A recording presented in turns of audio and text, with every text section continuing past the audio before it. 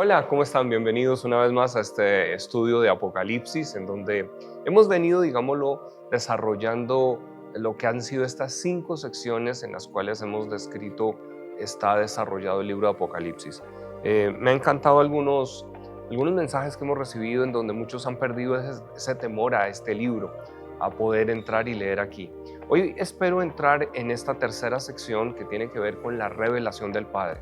Así que hemos venido entendiendo que, número uno, Apocalipsis tiene que ver con la revelación sin velo de Jesús, pero también luego la revelación de la novia o la iglesia, en la cual hemos gastado un buen tiempo hablando de las diferentes iglesias, y ahora vamos a entrar a ver lo que tiene que ver con la revelación del Padre. Así que quiero que me acompañes a Apocalipsis capítulo 4. Voy a leer versos 1 al 5 porque creo que es importante entender un contexto. Dice, hay un título que vas a encontrar, la adoración celestial. Dice: después de esto miré, y he aquí una puerta abierta en el cielo, y la primera voz que oí como de trompeta hablando conmigo dijo: sube acá y yo te mostraré las cosas que sucederán después de estas. Ese sube acá es muy interesante porque es, vamos a decirlo de otra manera, cambia de dimensión, y es algo que tú y yo tenemos la capacidad de tener acceso al mundo espiritual. Dice: y al instante yo estaba en el Espíritu. O sea, Juan está escribiendo de algo llamado estar en el Espíritu. Y esto es algo que todo cristiano debe poder entender. Muchas veces muchos creyentes se la pasan solo en un estado demasiado natural, pero realmente el Espíritu Santo ha venido para ayudarnos a conocer misterios y a poder tener acceso a la dimensión del Espíritu. El apóstol Juan está dándonos un pequeño destello de lo que es esto, y dice: al instante yo estaba en el Espíritu, es decir, no estaba consciente solamente de mi mundo físico, y he aquí un trono establecido en el cielo, y en el trono uno sentado. Por eso digo, el cambio de plano, cambio de dimensión. Ahora él se encuentra establecido viendo en el cielo un trono. Y el aspecto del que estaba sentado era semejante a piedra de jaspe y de cornalina, y había alrededor del trono un arco iris semejante en aspecto a la esmeralda. Y alrededor del trono había 24 tronos, y vi sentados en los tronos a 24 ancianos, vestidos de ropas blancas, con coronas de oro en sus cabezas, y del trono salían relámpagos y truenos y voces, y delante del trono ardían 7 lámparas de fuego, las cuales son los 7 espíritus de Dios. Entonces, aquí estamos viendo claramente que Juan es llevado a otra dimensión, y es una dimensión donde vamos a entender que ahora es la revelación del Padre. Quien está sentado en el trono es el Padre. Jesús, acuérdense que se sentó a la diestra del trono del Padre.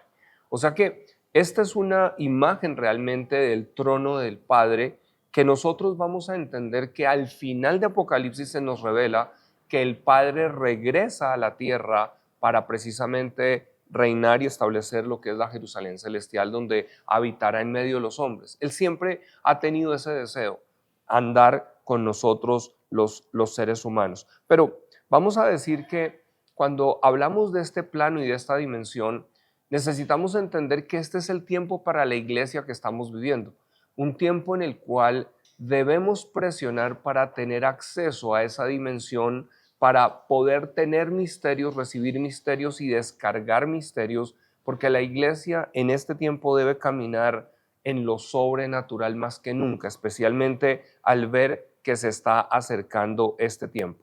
Y aquí es donde quiero dejarte solamente esta reflexión. ¿Por qué es importante el trono y por qué? Yo recuerdo cuando empezaba en la vida cristiana hablábamos mucho de: Señor, llévame a tus atrios, Señor, enséñame tus cámaras, llévame a ese lugar íntimo. Ok, el trono de Dios es el lugar a donde finalmente todo creyente debe aprender a visitar, debe aprender a entrar, debe aprender a ingresar. El principio es este: si tú no aprendes a contemplar la hermosura y la belleza de Cristo, vas a terminar adorando a otros dioses. Es decir, donde el cristianismo se vuelve meramente otra religión, cuando no hay revelación por contemplación. Entonces, imagínate, el apóstol Juan ha tenido aquí una experiencia de ir al trono de Dios. ¿Tú crees que alguien lo va a poder convencer de que no hay una realidad de un Dios mayor? Y cuando ha visto esa dimensión de ver 24 ancianos, de ver copas, de ver ángeles, o sea, esto a ti inmediatamente te cambia. Pero el apóstol lo escribe es porque no solamente fue algo a la cual él tuvo acceso, sino que hoy tenemos acceso. Ahora presta atención, la idolatría es consecuencia de la falta de intimidad. Es decir, cuando como seres humanos empezamos a tener actitudes, digámoslo así, de empezar a desarrollar idolatría. Y la idolatría no estoy hablando solo de postrarte ante imágenes, estoy hablando de que a veces tú puedes ser tu propio ídolo.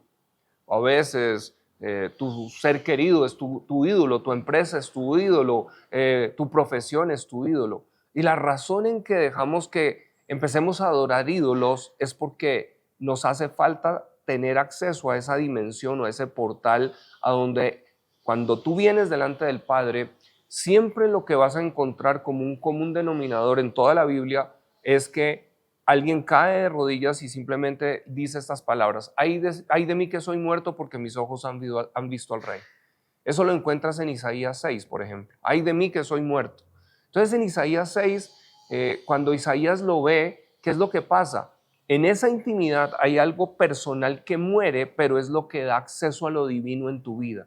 Y eso es de lo que está hablando el apóstol Juan en esta dimensión, pero también nos sirve a ti y a mí para entender que estamos llamados a tener un acceso. ¿Cómo se combate entonces la idolatría?